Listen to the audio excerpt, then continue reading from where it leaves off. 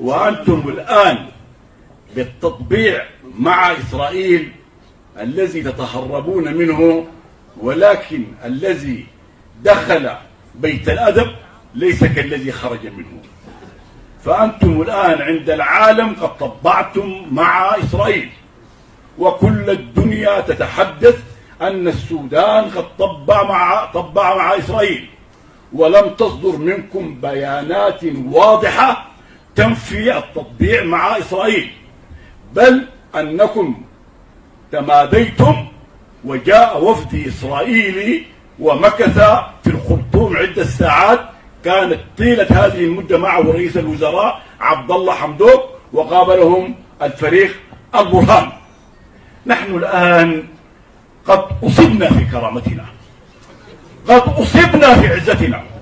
أنتم الذين أتيتم من أوروبا ومن أمريكا ومن واشنطن، كنتم تتسكعون في شوارع أوروبا وواشنطن، وتذهبون إلى البرلمانات تطالبون أن يوضع السودان في قائمة الإرهاب، والآن تجلس أنت رئيس للوزراء.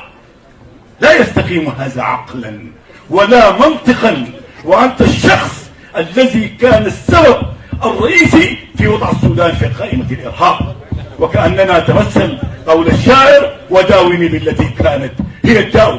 أنت لا تستحق هذا المنصب، وكل هؤلاء الذين كانوا في أوروبا وجاءوا يحكمون الآن غير جديرين بأن يحكموا هذا الشعب العظيم.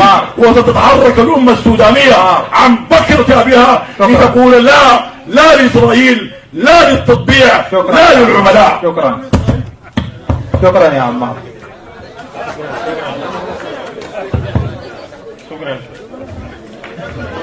دقيقة حاضر دقيقة.